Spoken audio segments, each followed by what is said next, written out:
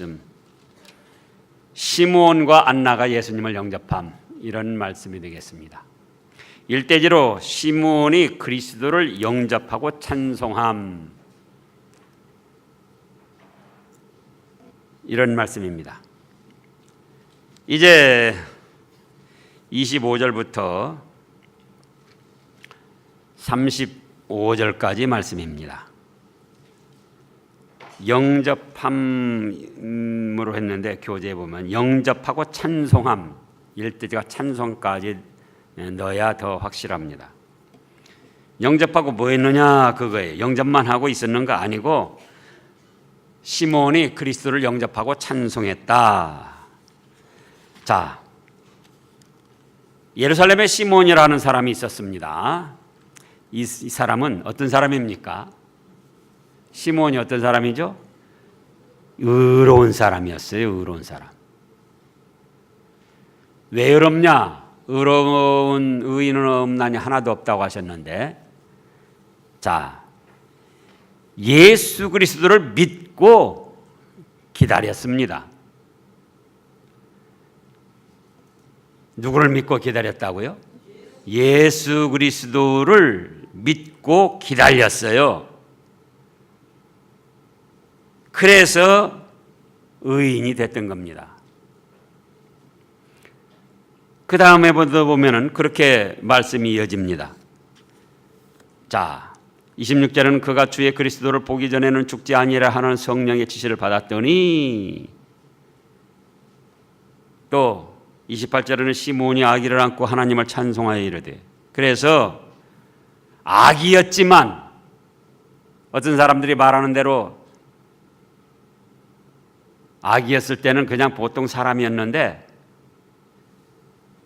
성장해가지고 그래서 하나님의 은혜를 받고 깨달음을 얻어서 그리스도가 됐다, 무슨 도를 통한 사람이 됐다, 이렇게 말하는 사람이 있는데, 광주에서도 그렇게 큰 교회 목사인데 그렇게 말했다가 이단으로까지 몰렸었습니다. 예수님은 성장해서 그리스도가 되신 것이 아니고 태어나기 전에도 메시아였었고 아기였을 때도 그리스도 메시아였었고 지금 아기로서 불과 며칠 안 된 건데요.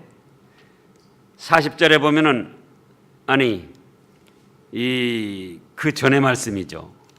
그 전의 말씀 21절에 보면은 할례할 8일이 되매 그 이름을 예수라 하니, 그러니까는 불과 지금 태어나신 지 한 8일, 9일 이렇게 되는 거예요. 10일. 8일 된, 9일 된, 10일 된 아기. 그도 누구라고요? 아기가 아니고 예수 그리스도셔요. 세상을 구원할, 우리를 구원할 구주시라, 그 말씀입니다. 그런데 이 시몬은 예수님이 탄생하시기 전부터 이제 오실 예수 그리스도를 믿고 기다렸던 거예요. 그래서 무슨 사람이었다? 의로운 사람이었다, 그겁니다. 그 다음에 행위적으로 의로운 사람이었어요.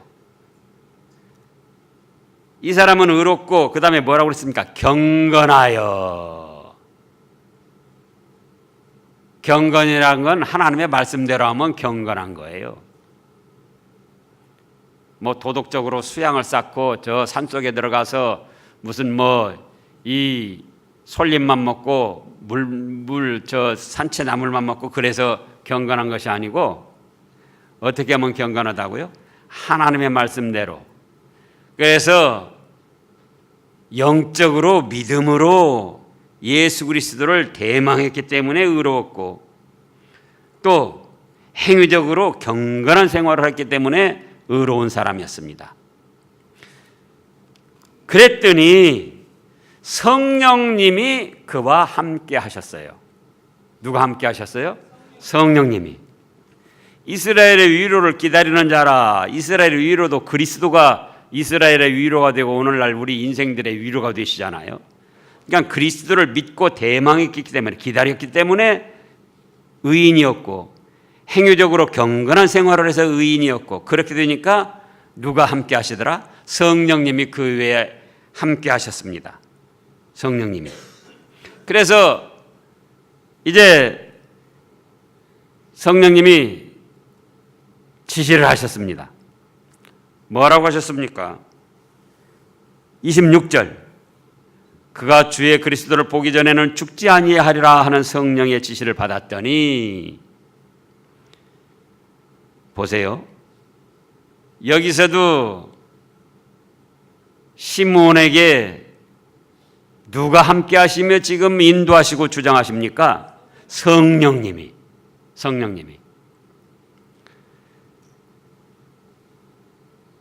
네가 그렇게 그리스도를 믿고 기다리고 있지.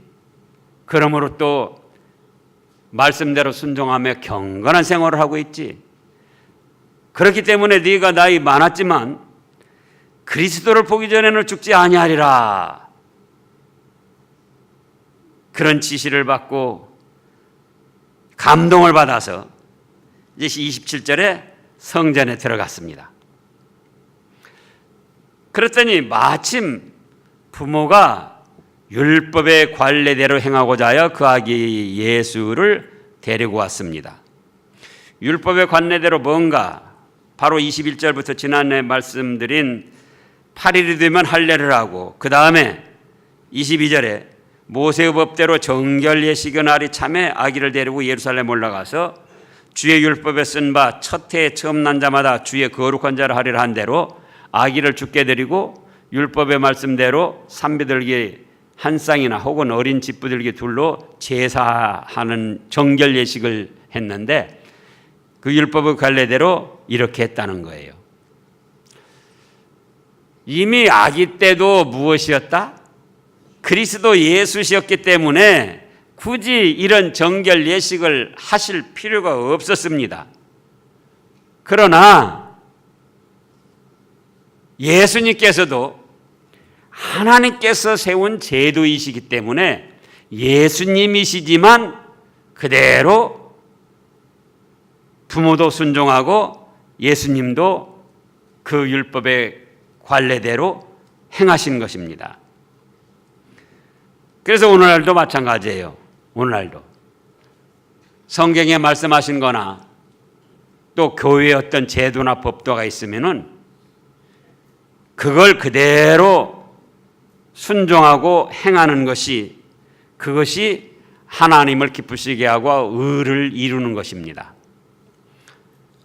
자, 우리 잘 아는 대로 마태복음 3장을 보겠습니다. 거기서도 또 그렇게 말씀하셨죠. 예수님이 세례 받으실 때에. 마태복음 3장 14절부터 읽어보시자고요. 요한이 말려 이르되 내가 당신에게서 세례를 받아야 할 터인데 당신이 내게로 오시니까, 예수께서 대답하여 이르시되 이제 허락하라. 우리가 이와 같이 하여 모든 의를 이루는 것이 합당하니라 하시니, 이에 요한이 허락하는지라. 보세요. 이미 세례 요한이 뭐라고 예수님을 증거합니까? 11절부터 보면 나는 너희로 회개하기 위하여 물로 세례를 베풀거니와 내 뒤에 오시는 이는 나보다 능력이 많으시니 나는 그의 신은을 들기도 감당하지 못하겠노라. 그는 성령과 불로 너희에게 세례를 베풀 것이요 손에 키를 들고 자기의 타작마당을 정하게 하사 알곡은 모아 곡간에 들이고 쭉정이는 꺼지지 않는 불에 태우시리라. 이렇게 증거를 했습니다. 근데 그런 예수님이 자기에게 세례받으러 나오신 거예요. 그러니까 깜짝 놀라가지고 아이고 내가 당신에게 세례를 받아야 되는데 당신이 내게로 오시면 어떻게 합니까? 그러나 예수님 말씀은 무엇이다고요? 이제 허락하라. 이렇게 하는 것이 하나님의 의를 이루는 것이다. 그래서 오늘날도 아무리 믿음이 좋고 자기 혼자 신앙생활을 잘 할 수 있어도 교회에서 세운 제도를 순종하고 거기에 참여하는 것이 하나님을 기쁘시게 하고 의를 이루시는 것이다. 의를 이루는 것이다. 그 말씀이에요. 그 다음에 이제 이렇게 기다리던 예수님을 만나보게 됐습니다. 그래서 28절에서 시므온이 아기를 안고 아기 예수님을 영접하고 이제는 어떻게 합니까? 하나님께 찬송합니다. 주제여, 이제는 말씀하신 대로 종을 평안히 도와주시는 노다. 내 눈이 주의 구원을 보았사오니 이는 만민 앞에 예비하신 것이요 이방을 비추는 빛이요 주의 백성 이스라엘의 영광입니다 하고 하나님을 찬송을 했어요. 그래서 그리스도를 참으로 영접하고 믿은 사람은 찬송을 아니할 수가 없는 거예요. 교회에서 예배드릴 때만 찬송이 아니고 집에서도 틈틈이 찬송을 하고 차를 운행하고 갈 때나 또는 어디 걸어갈 때, 산책할 때 그런 때도 산을 바라보면서 참 아름다워라 주님의 세계는 하나님께서 창조하신 그 권능과 은혜를 감사하고 허다못해 설거지를 할 때도 설거지할 때는 무슨 찬송이 좋겠습니까? 물로 씻어내면서 나의 죄를 씻기는 예수의 피밖에 없네. 그러면서 설거지하는 거예요. 그래서 예수님을 영접하고 감사해서 찬송을 했다 그겁니다. 찬송한 대로 이제 예수님을 통한 구원의 역사가 이루어지게 됐고 어둠에 빛을 비추며 이스라엘을 구원한 영광이 되었습니다. 34절에는 시므온이 그들에게 축복하고 그의 어머니 마리아에게 말합니다. 보라, 이스라엘 중 많은 사람을 패하거나 흥하게 하며 죄된 사람은 패하는 것입니다. 예수님을 믿지 않고 죄를 짓고 나간 사람은 패하는 거예요.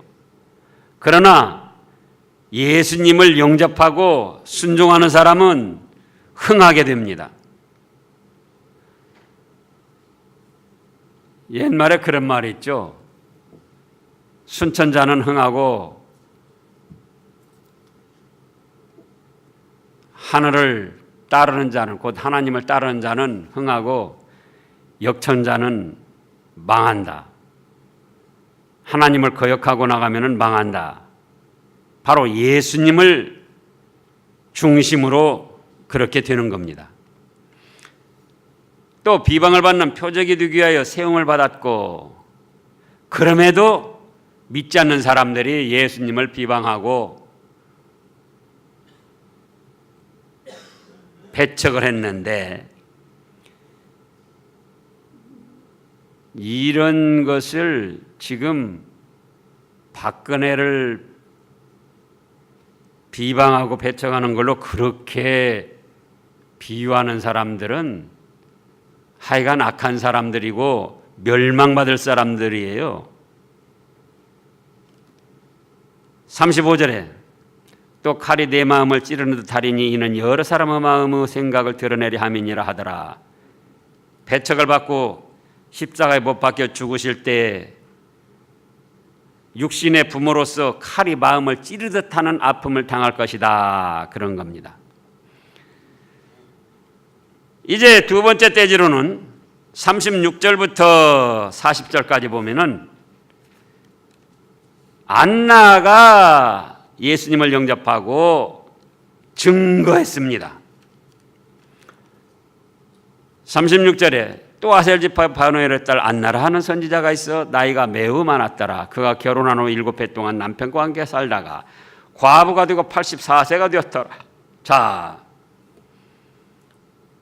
결혼을 몇 살쯤 했을까요?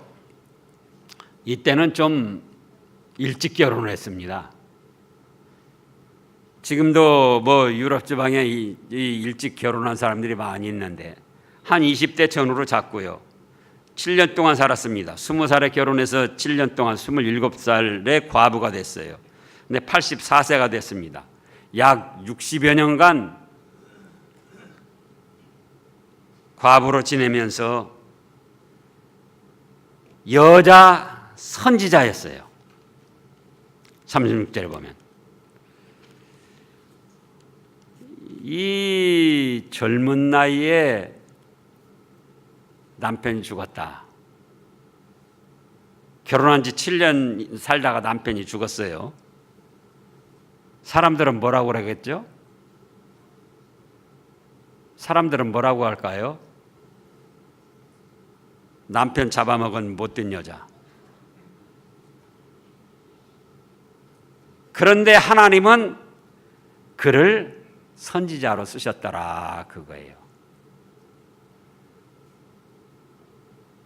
예전에 우리나라는 다 그랬어요.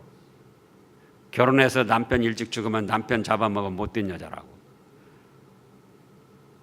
근데 여자 때문에 죽은 게 아니에요. 남편 자기가 죄가 있든지 뭐 그럴 만한 사연이 있어서 죽은 거지. 여기서 이때 당시 사람들은 그렇게도 생각했을 것 같은데 하나님께서는 그를 선지자로 세워서 과부가 돼가지고 60여 년간 믿음 생활을 잘 했습니다. 자, 어떻게 믿음 생활을 했습니까? 37절에 과부가 되고 84세가 되었는데 어떻게 했습니까? 성전을 떠나지 아니했습니다. 여기 지금 우리 최복순 권사님 어떻게 되셨나요? 예? 84세 되셨어요? 83? 뭐 83이나 84나. 그러니까 지금은 수명이 좀 길고 환경이 좋은데도 84세면은 사실은 노약한 그런 처진 겁니다. 그런데도 어떻게 했다? 성전을 떠나지 않았어요. 또 84세니까 이미 선지자로서 사역은 끝난 거예요. 이때도. 그런데도 성전을 떠나지 않고 그 다음에는 주야로 금식하면서 기도로 하나님을 섬겼습니다. 기도로. 하나님을 섬기는데도 여러 가지 방법이 있는데 기도로 하나님과 영적 교통을 나누면서 기도로 하나님을 찬양하고 기도로 하나님께 소원을 아뢰고 기도로 하나님의 뜻이 이루어지도록 간구하고 기도로 하나님의 교회와 성도들이 잘 되도록 그렇게 또 섬기고 84세가 돼서 뛰어나게 활발하게 활동은 못하지만 성전을 떠나지 않고 금식도 하면서 기도로 하나님을 섬기고 교회를 섬기고 성도들을 섬겼다 그거예요. 뭘로요? 기도로. 기도로. 그래서 나이가 들어서 나는 못하겠다. 물론 공식적인 직위는 70살이면은 은퇴입니다. 교회에서도 공식적인 어떤 직분, 직함은 70살이 끝나야지 돼. 70살, 우리는 70살이 끝나는 날까지예요. 71살, 만 71살 되기 전날까지 70살이 끝나는 날까지 지금 우리 교단에는 법이 그렇게 정해졌습니다. 그래서 공식적인 직분으로는 70살이면 끝나지만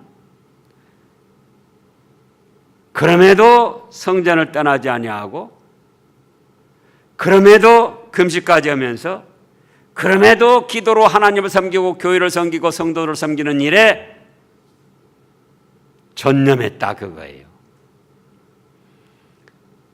그래서 오늘날도 마찬가지입니다. 70살이 돼서 공식적인 직분에서는 은퇴를 했어도 뭘로 섬긴다? 기도로. 꼭 공개적으로 어디 나서서, 지금 여 공개적으로 나서서 하는 게 아니에요. 안나 선지자가. 다른 사람은 알아주든 몰라주든 성전을 수시로 지키면서 성전에서 기도로 하나님을 섬겼더라 그거예요. 그러니까 어떻게 했습니까? 예수님을 보고, 아기 예수님을 보고 마침 이때에 나와서 하나님께 감사하고 예루살렘의 속량을 바라보는 모든 사람에게 그에 대하여 말했습니다. 이 아기가 바로 보내주시겠다고 약속한 메시아요 그리스도시다. 증거를 했어요. 전도를 했습니다.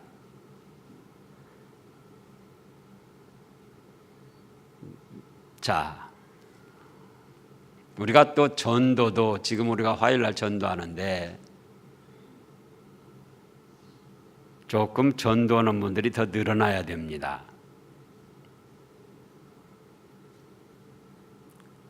여기 지금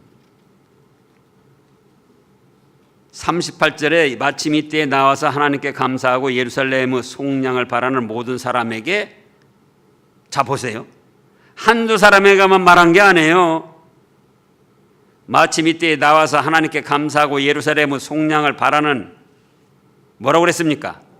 한 사람에게 아니고 모든 사람에게. 몇 살 먹었는데요? 84세가 됐는데 공식적인 직분의 자리에서는 물러났지만은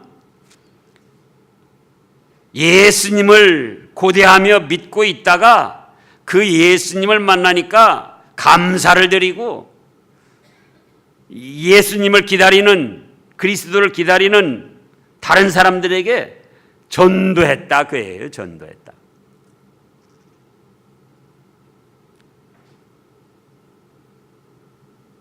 에이, 나는 뭐 80살이나 됐는데.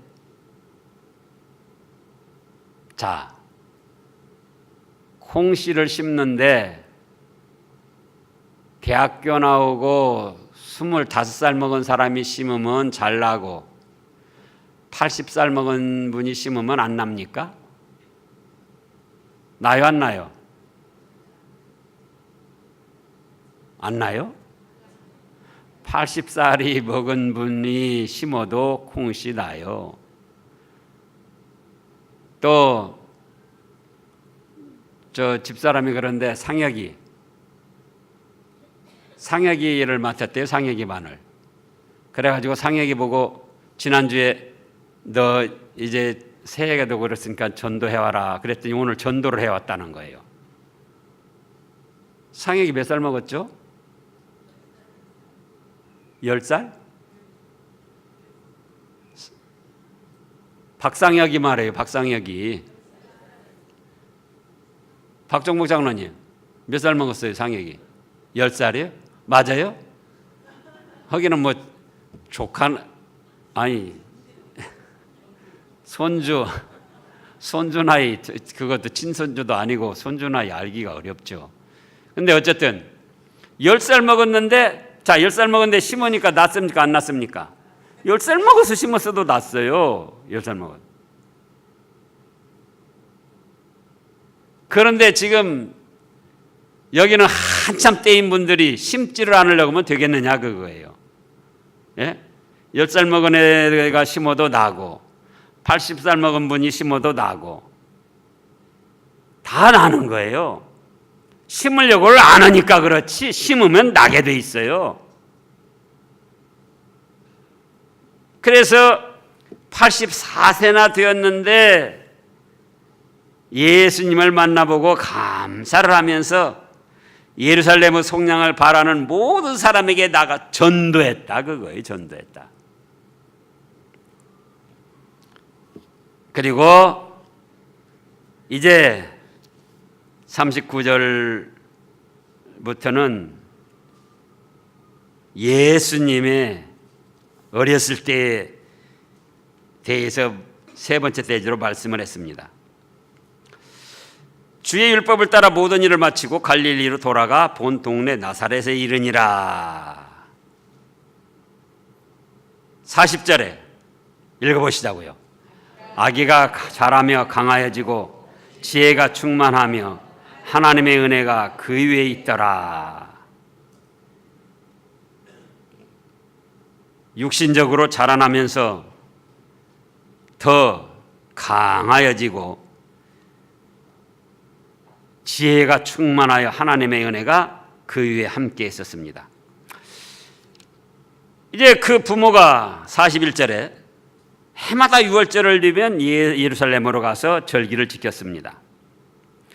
42절에 예수께서 몇 살 되셨습니까? 12살 되었을 때에 그들이 유월절 절기를 또 지키려고 부모와 함께 예루살렘으로 올라갔습니다.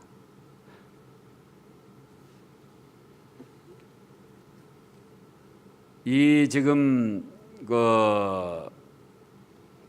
유럽 회교권이나 공산 사회주의 국가에서는요, 중국에서도 마찬가지고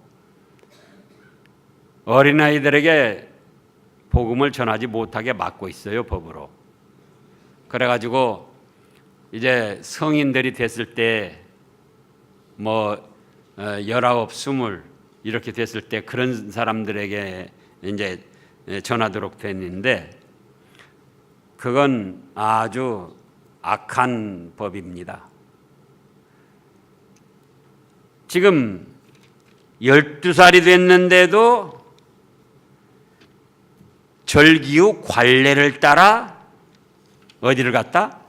예루살렘에 올라가서 하나님 앞에 유월절을 지키는 그런 믿음의 생활을 했습니다. 그래서 우리나라처럼 이렇게 어린아이들이 마음 놓고 하나님을 섬길 수 있고 또 전도할 수 있고 또 복음을 가르칠 수 있고 이게 좋은 나라입니다. 이제 절기를 마치고 돌아갈 때가 됐어요. 근데 예수님은 어디에 머무르셨습니까? 예루살렘에 머물러 있는데 부모는 이를 알지 못하고 동행 중에 있는 줄로 생각하고는 하룻길을 간 후에야 아기 예수님이, 아기는 아니고 이제 아이 예수님이 안 계신 줄을 알고 친족과 아는 사람들 중에서 찾았습니다. 만나지 못해가지고 찾으면서 예루살렘에 돌아갔는데 사흘 후에야 성전에서 만났어요. 자, 왜 아이 예수님을 잃어버렸을까요? 왜? 세상 일에 바빠서 그랬어요. 세상 일에. 유월절 절기 지키러 오니까 지금 며칠간이 걸린 겁니다. 오는데 또 뭐 그때는 다 걸어왔으니까는 나사렛에서 예루살렘까지 오는데 또 며칠, 또 예루살렘 와서 절기 지키는데 또 며칠. 그러다 보니까는 무슨 생각이 나죠? 아이고 어서 집에 돌아가서 뭣도 밀리고 그랬는데 그거 해야지. 그리고는 뭐 예수는 따라오겠지, 그렇게 생각하고 갔던 거예요. 누구는 따라오겠지 생각하고요, 예수는 이제 이때 이 부모님들 생각으로는 예수는 따라오겠지 그런 거예요. 그런데 오늘날 우리도 이렇게 하다가 예수님을 잃어버립니다. 세상 일에 바빠가지고 자기가 예수님을 잃어버리고 나가 놓고 생각은 뭐예요? 그래도 예수님은 나와 함께 하시겠지. 그러면 안 돼요. 세상 일을 할 때도 집에 돌아갈 때도 누구부터 생각해야 되겠습니까? 예수님부터 생각을 했어야지 돼요. 예수님부터. 왜냐? 이 지금 부모들은 12살 된 아이 예수님이지만 예수님이 누구신 줄을 알고 있어요. 요셉이 결혼해가지고 정혼해가지고 마리아가 배가 불렀을 때 누가 나타났죠? 천사가 나타나가지고는 그는 성령으로 잉태된 것이고 아들을 낳을 것인데 이름을 예수라 하라. 이는 저가 그의 백성을 저희 주에서 구원할 구세주이시다. 또 지금 8일 만에 정결례식 행하러 와가지고는 시므온이 증거하고 안나가 증거하고 다 알잖아요. 그러니까 아무리 세상 일이 바쁘다 하고 집안일이 바쁘다 할지라도 돌아갈 때 누구부터 챙겨야 되겠습니까? 예수님부터 챙겼어야지 되는 거예요. 예수님부터. 그런데 자기들 바쁘다 핑계대고 누구는 따라오겠지? 예수님은 따라오겠지. 오늘날 우리도 그렇다 그거예요. 아무리 세상 일이 바쁘고 집안일이 바쁘고 직장일이 바쁘고 개인일이 바빠도 나를 구원해 주시기 위해서 희생하시고 목숨을 바치신 분은 누구냐 그거예요. 누구십니까? 예수님이시죠.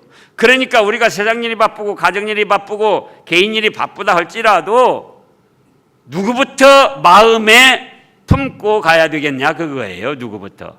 예수님부터. 예수님 생각부터 품고.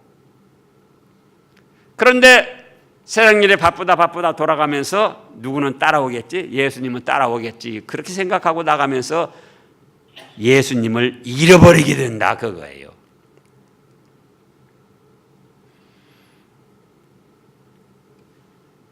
그러다가 예수님을 찾는데 며칠이 걸렸습니까?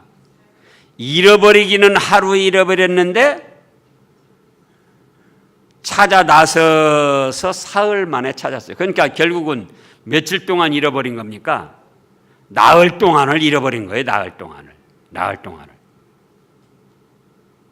또 하루 동안 잃어버렸는데 찾는 데는 그만큼 3배나 걸린 거예요. 3배나.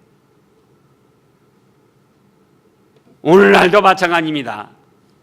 세상 일 바쁘다, 직장 일 바쁘다, 개인 일 바쁘다, 가정 일 바쁘다. 그리고 예수님은 따라오겠지 하고 자기 일 바쁘다고 나가면은 하루 잃어버렸어도 다시 그 예수님을 찾아서 모시기까지는 3배나 힘이 든다 그거예요. 그런데 아예 잃어버린 줄도 모르고 사는 사람들이 또 있어요. 우리는 그러면 안 됩니다.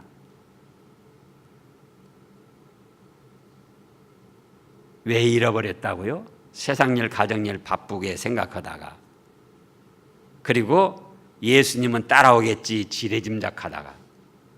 그러니까 우리는 이 말씀을 볼 때에 세상 일이 바쁘고 가정 일이 바쁘고 학교 일이 바쁘고 개인 일이 바쁘고 직장 일이 바쁘고 그러다 할지라도 우리가 먼저 마음속에 누구를 품고 살아야 된다? 예수님을 마음에 모시고 생각하고, 그러면서 가정일도 나가고, 그러면서 직장일도 나가고, 그러면서 사업도 하고, 그러면서 개인일도 하고.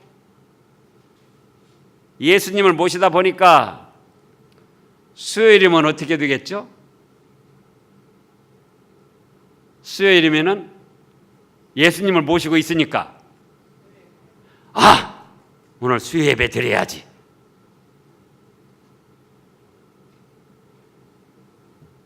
그래서 미리 준비해서 나올 수가 있는 거예요.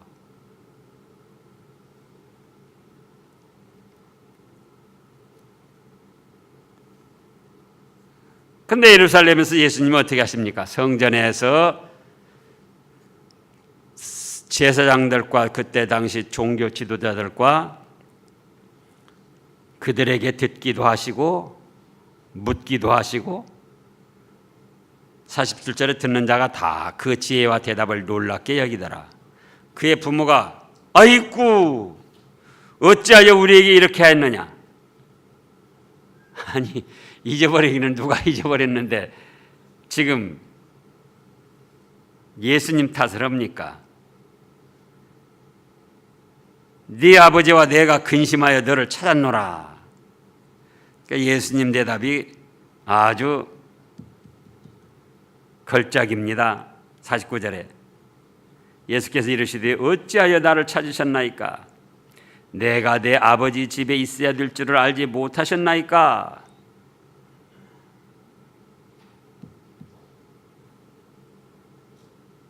예수님은 어디 계시다고요?